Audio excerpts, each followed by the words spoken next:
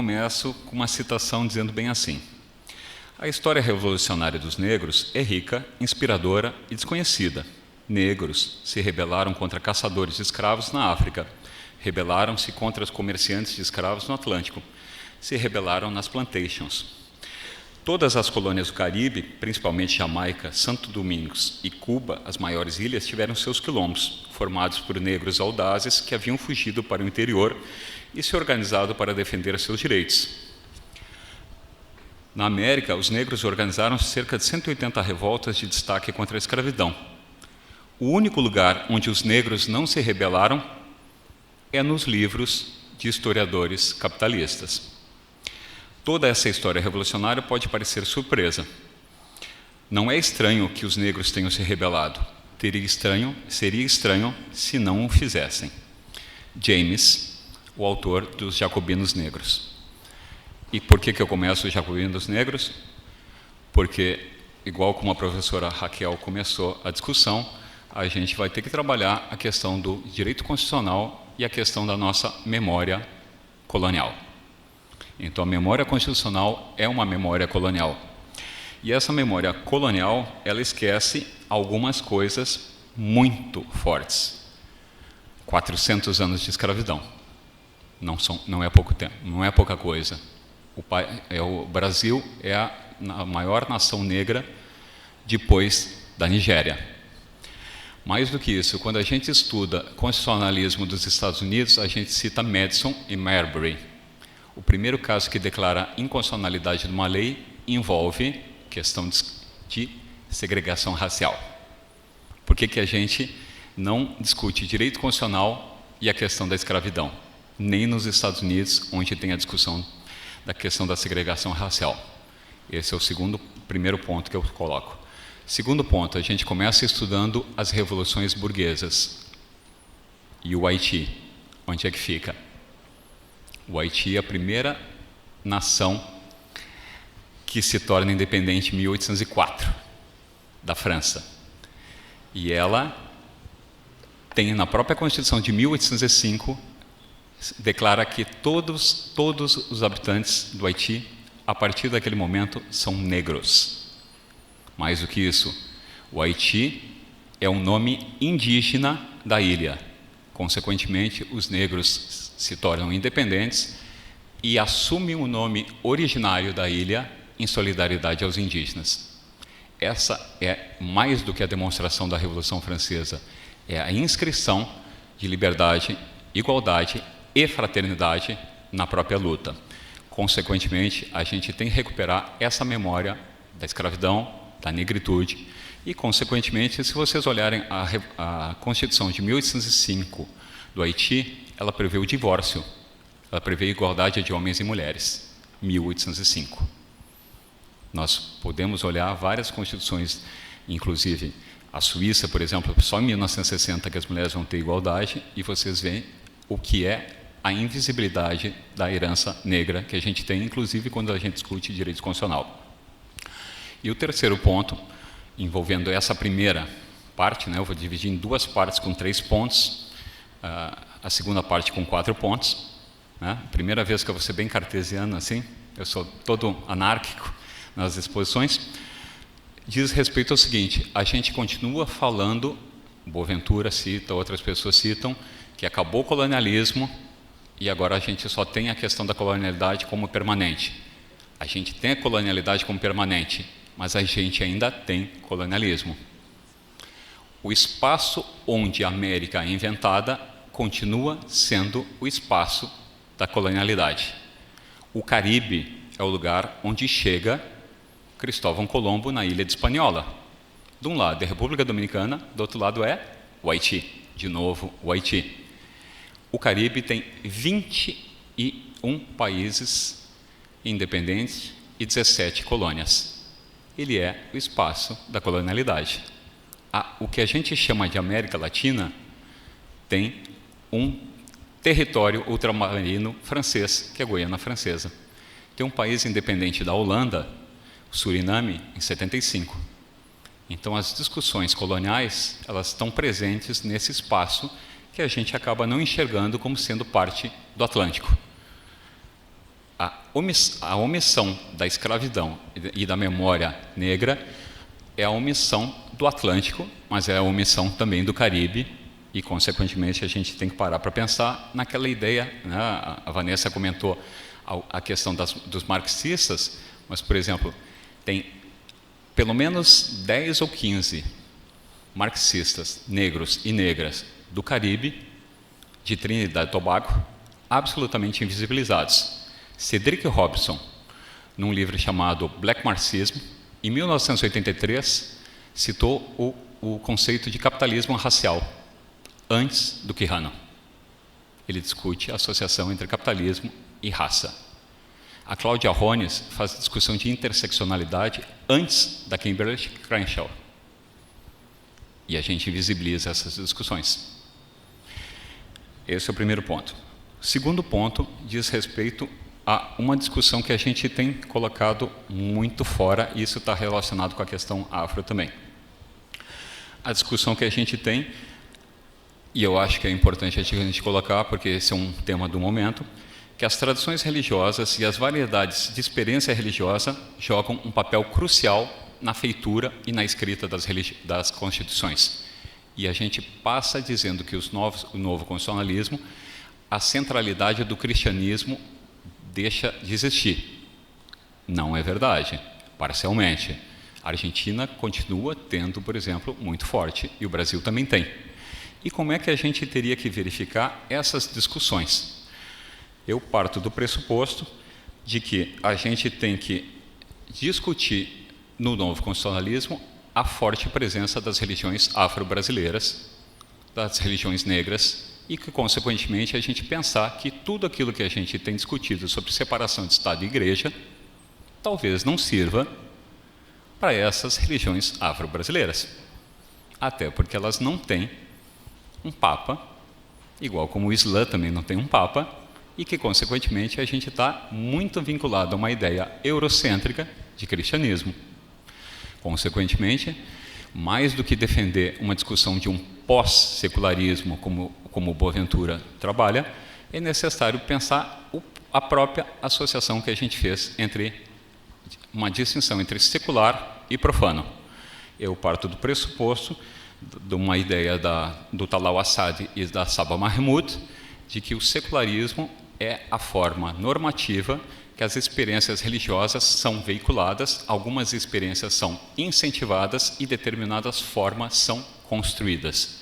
Consequentemente, ao contrário do que a gente imagina, o secular e o profano são um binário, da mesma forma que a discussão de sexo e gênero, e, consequentemente, é a forma de regulação que o Estado estabelece e que me faz perceber que determinadas situações na Turquia sejam vistas como religiosas e a gente ficar cantando o hino nacional na frente da bandeira não seja visto como religioso e seja visto como profano. E uma manifestação religiosa de Nossa Senhora de Aparecida não tenha problema nenhum, mas o candomblé passe a ser um problema sério de manifestação religiosa na rua. Porque a gente tem que pensar que o espaço público, ao contrário do que a gente imagina, o espaço público é o espaço da colonialidade. Porque ele estabeleceu que no privado ficava sexo, gênero, raça e religião. Os saberes subordinados, os saberes hierarquizados. Consequentemente, ao contrário do que a gente imagina, o espaço público não é o espaço da democracia, é o espaço da colonialidade. E a gente talvez tenha que repensar essas discussões. Então, esse é o segundo ponto. O terceiro ponto diz respeito com a questão de direitos humanos. A professora Raquel salientou que a nossa própria questão de direitos humanos ela está muito vinculada a discussões eurocentradas. Eu parto do pressuposto que a gente tem que verificar o que a gente aprende, como ela salientou da questão dos indígenas, né? Porque o que acontece? Aquela vírgulazinha que tem na Convenção 69 e que tem na Declaração dos Povos Indígenas diz assim: serão aceitas determinadas tradições nas quais usos e costumes, às vezes aparece, vírgula, desde que não ofenda os direitos humanos. E a discussão tem que ser que direitos humanos, que concepção de direitos humanos a gente tem que trabalhar. E que concepções de direitos humanos abrangem essas heranças negras que a gente tem. aquilo que a Rita Segato salienta de aqueles códices africanos que permeiam as nossas relações e que aquilo que a gente sempre imaginou que era um sincretismo era muito mais uma permanência da religião afro, passando a impressão de que estava fazendo uma religião branca. Consequentemente, era muito mais resistência e reexistência do que subordinação, como parecia ao mesmo tempo. Então, a necessidade que a gente tem de fazer reescutas e verificar como é que a gente vai construir uma discussão de direitos humanos a partir dos sofrimentos das maiorias, mulheres e também de negros e negras. Porque passou o momento da gente só fazer a crítica e dizer que que o constitucionalismo é fundamentalmente branco, heterossexual. Não, nós temos que começar a fazer as contrapropostas e, consequentemente, fazer determinadas opções diferentes. Tem um texto que eu já publiquei na Empório do Direito, e aqui eu vou fazer uma propaganda, né? A gente tem uma coluna chamada Empório Decolonial. A Tula, que estava de manhã, faz parte. A Tula, a Malu Barbosa, que está aqui atrás, a Fernanda Bragato, a Elida Laures, eu, o Enzo Belo, que vai estar aqui amanhã, o Samuel Radaeli e o Márcio Berclas. 4 homens, 4 mulheres. Tem que ter paridade de gênero também. E a Tula é negra. Tem que ter, né? A gente tem que colocar nas nossas práticas aquilo que a gente passa dizendo que faz. Em relação à questão dos direitos humanos, eu proponho 4 giros. Eu vou fazer proposições, 4 aqui, ela vai me controlando o tempo, e eu acho que no debate é possível fazer. Em tempos de discussão de abolição da democracia, recupero o Dubois e a Angela Davis e falo em democracia da abolição. Democracia da abolição envolve discussão da escravidão, discussão das prisões, que são majoritariamente negras e mulheres, e discussão da pena de morte, que é seletivamente aplicada. Consequentemente, discutir qual é o projeto de democracia que a gente tem a partir da visão de visões negras excluídas.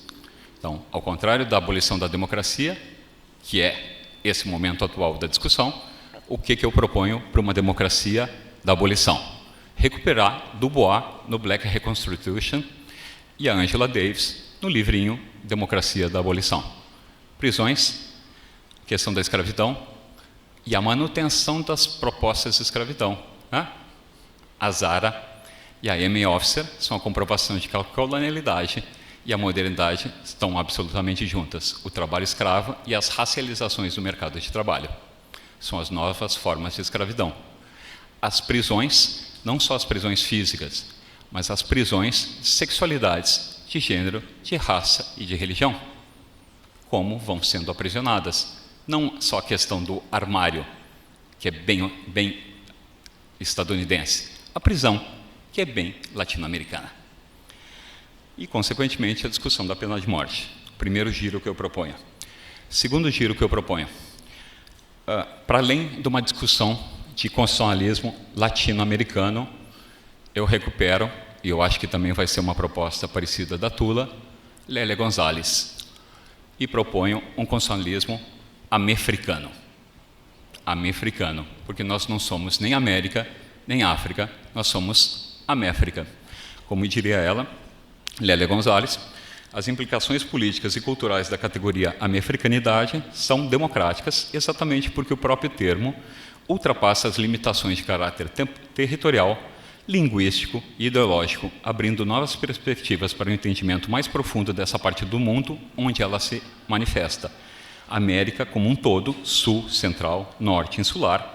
Para além de um conceito puramente geográfico, a amefricanidade incorpora todo um processo histórico de intensa dinâmica cultural, adaptação, resistência, reexistência, reinterpretação, criação de novas formas, que é afrocentrada, isto é, referenciada em modelos como Jamaica, Akan e Brasil, no caso Iorubá, Banto e Fon. Consequentemente, falar de um constitucionalismo, como diz a Lélia Gonzalez, em português, porque nós não falamos português, nós falamos português. É o português falado com toda a forma africana. Consequentemente, o segundo giro que eu proponho é um constitucionalismo americano, recuperar essa discussão de que nós não somos nem América Latina, nem África, nós somos América. E essa América recupera essas discussões do Haiti e essas solidariedades com os povos indígenas. Terceiro ponto, proponho pedagogias que sejam decoloniais, mas a partir dos conhecimentos afros. Com isso, a Vanessa salientou a interseccionalidade, a Lélia Gonzalez falava em interseccionalidade em 1977 e 1980. Está na hora de recuperar a Lélia Gonzalez e fazer as associações entre racismo e sexismo, que ela já o fazia bem. Igual como a Beatriz Nascimento falava sobre quilombos, Clóvis Moura sobre quilombos, e o Guerreiro Ramos falava em sociologia enlatada, diplomática, consular, porque ele dizia que a sociologia praticada nas universidades era um consulado, era uma extensão da Embaixada dos Estados Unidos ou das embaixadas da Europa e, consequentemente, não adaptada para a realidade nacional. Ela tinha que pensar os problemas nacionais a partir da realidade nacional com as lentes nacionais. Guerreiro Ramos, 1954, negro, baiano, afastado do cânone da sociologia por conta de uma disputa com Florestan Fernandes. E também recuperar outras discussões que a gente teria na academia. Por exemplo, o Zapata Oliveira, colombiano, discute o Muntu, o Buen Vivir afro, a discussão do pluralismo jurídico afro, nos anos 80, a partir do livro Xangô el Gran Putas. No Xangô el Gran Putas, já estou no terceiro ponto. Xangô el Gran Putas, Xangô el Gran Putas, que vai ser traduzido pelo Dario Renal para o português, provavelmente pela Companhia das Letras. O Zapata Oliveira pega, a partir do quilombo, do palenque de São Basílio, na Colômbia, e vai fazendo a profecia de Xangô. Profecia da justiça, da libertação, do fim da escravidão. Passa por Zumbi dos Palmares, ele, colombiano, fala no Aleijadinho, chega no Malcolm X, Angela Davis, Panteras Negras. Faz a gênese da discussão da colonialidade a partir da herança afro. Esse ano são 50 anos dos Panteras Negras. Se vocês pegarem os 10 pontos dos Panteras Negras, as reivindicações dos Panteras Negras são absolutamente atuais. Absolutamente atuais, os 10 pontos. E um deles envolve a questão da educação. Não basta ter só questão de ações afirmativas. O currículo também tem que refletir a nova diversidade que tem nas universidades, porque a universidade tem que ser pluriversidade e não universidade. O currículo tem que refletir essas discussões. Os autores não podem ser só autores brancos e homens. Tem que ter diversidade de temas, de autores. E a gente verificar que a gente já tem essa discussão de teorias do Sul antes do Boaventura, antes do Connell, com Guerreiro Ramos, em 1954. A gente já tem discussão de interseccionalidade com a Beatriz Nascimento e com a Lélia Gonzalez, negros afastados do cânone. A gente já tem discussão de quilombos e de associação entre capitalismo e racismo com Clóvis Moura, negro do Piauí. Estão fora todo do cânone. E o quarto ponto, se eu digo que tem que repensar a religião, está na hora da gente pensar quais as versões de direitos humanos que a gente poderia trabalhar a partir de algumas discussões afro. Não só a partir da questão da oralidade, da questão dos quilombos. Normalmente a gente associaria com a discussão da presença do crucifixo nos tribunais, né? E daí a gente diz assim, os crucifixos nos tribunais ou nas universidades, nos espaços públicos e a discussão da religiosidade. Quais são as religiosidades que são permitidas e as que não são permitidas nos espaços públicos? E qual é a religiosidade que, estando presente o todo o tempo, ela é enunciada como ausente? E por que a gente chama de intolerância religiosa algo que é racismo epistêmico? Que a gente quer apagar todas as marcas de africanidade que a gente tenha de nossa presença dentro da vida brasileira. A gente tem que parar de usar tolerância. Tolerância é uma palavra colonial. Quem tolera estabelece quem é tolerável, porque está no grau de superioridade. O nome para essa situação, para mim, envolvendo as religiões afro, é racismo epistêmico ou racismo religioso. E eu não proponho, pois, a presença de Xangô. Eu pego um outro orixá esquecido, uma mulher, Nanã. Nanã é a avó, a matriarca, a ancestralidade, a que gera todos os seres humanos a partir do barro. Vocês pararam para pensar quem são os filhos da Nanã? Oxumaré, Obaluayê, Iroko, Euá. Nenhum deles é, entre aspas, normal. É o arco-íris, é uma serpente, é meio homem, meio mulher, é Obaluayê com a varíola, com o corpo deformado. Nanã é a padroeira dos direitos humanos, a padroeira da diversidade. A gente tem que aprender com as religiões afro a questão da diversidade. E, consequentemente, termino aqui com com uma última citação, que é do Malcolm X. Não fui eu quem criou o problema racial. Já sabem que eu não vim nos Estados Unidos de barco Mayflower, nem tampouco por vontade própria. Nosso povo foi trazido aqui contra a sua vontade, contra a nossa vontade. Por isso, se agora representamos um problema, não deveriam nos culparmos por estarmos aqui. Foram eles que nos trouxeram. Consequentemente, não existe um problema negro. A gente tem que parar de dizer que existe um problema negro. A gente tem que questionar o privilégio da branquitude. Obrigado.